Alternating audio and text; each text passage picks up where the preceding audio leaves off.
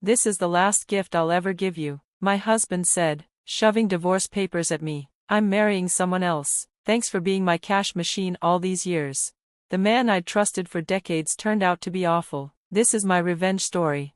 I'm Jessica, turning 50 this year. Tomorrow is a big day for me. After years of living in debt, I'll finally be free.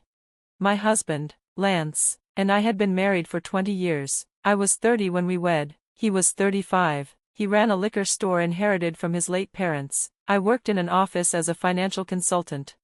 We met through a friend and started dating, knowing marriage was the goal. My only worry was that he might ask me to work in his store. I liked my job, earned well, and was studying for a certification to move up in my career.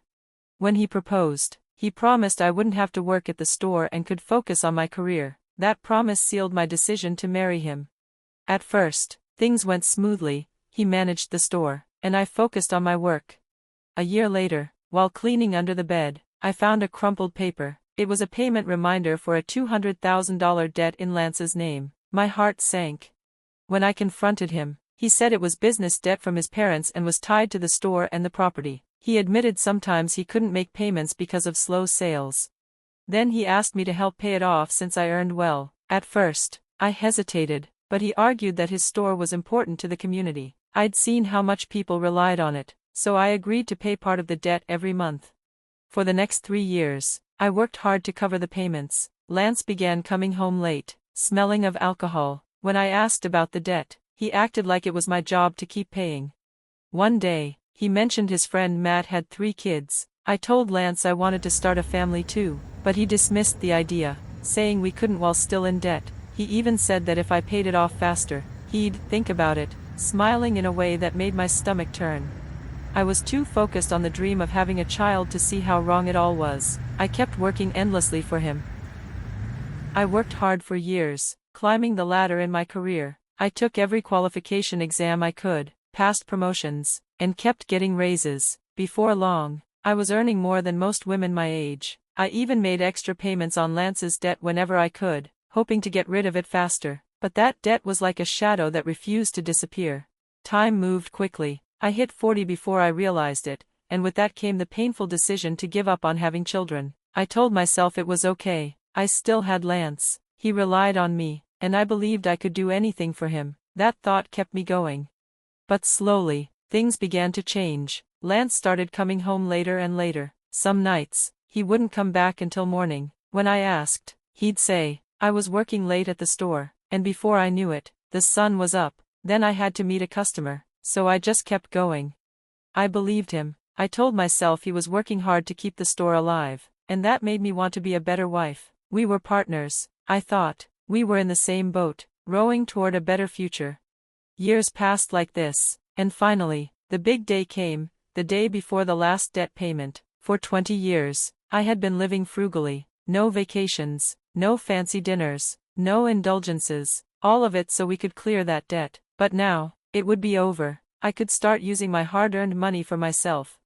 On the morning of the final payment, I took the day off work. I decided to make the evening special. I cooked an elaborate dinner, opened a good bottle of wine, and bought Lance's favorite chocolate cake. When he walked in, I greeted him with a big smile. Finally, it's been such a long road, but the last 20 years went by so fast, don't you think, honey?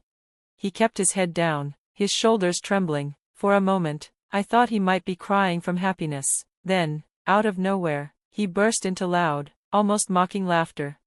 I stared at him. What's going on? Are you okay? That's when he said it, the words that shattered everything. You're dismissed now. I'm grateful for the past 20 years. Thanks to you, the debt is gone, and I'm free. I don't need you anymore.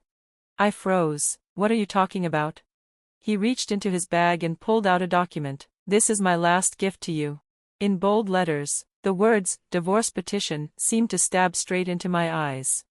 I've decided to marry someone else, he continued, smug. You're no longer of any use to me. Thanks for being my cash dispenser all these years. I felt my chest tighten. You've been cheating on me? I will never admit that, he said, smirking. But yes, I've already found someone else. I was just waiting for you to clear my debt first. Tears blurred my vision, but I also felt a strange rush of heat, anger building up faster than grief. He shoved the divorce papers toward me. Get out. I forced myself to meet his eyes. Fine, but you'll regret this. No, I won't. Why would I regret leaving an old hag like you? I almost laughed. Old hag? Then you're an old fart. Don't fool yourself into thinking you're still young. I took the papers, packed my things, and walked out. After 20 years of marriage, it ended just like that, alone in my new place. I finally cried, but it wasn't just sadness. It was frustration, betrayal, and the weight of realizing I'd been blind for years.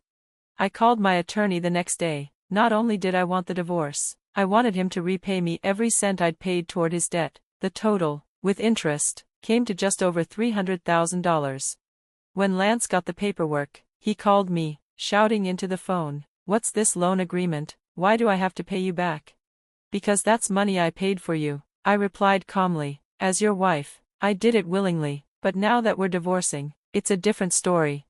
He panicked when he saw my lawyer's name, a well-known attorney in the area. "You know I don't have that kind of money," he pleaded. "Sell the store," I said. "If I do that, I'll have nothing left." "You're 55, Lance, get a job, you'll survive." Eventually, he did sell the store. His employees quit before the sale, and word spread through town that he was selling to pay off his ex-wife. His good name crumbled. Even after paying part of the debt, he still owed me. He started working part-time to make the payments. Every so often, he'd call or text, saying, "It was all my fault. Can we start over?" I blocked him. My lawyer warned him that if he kept contacting me, we'd file a restraining order. The calls stopped. I moved on. At 50, I left my old job and joined a friend's matchmaking business. Working as a marriage counselor, I help singles find the right partner, and I give couples honest financial advice so they don't end up like I did. The pay is lower, but the joy I get from helping people avoid my mistakes is worth more than money. I look back now and realize, getting rid of Lance was the best thing I ever did.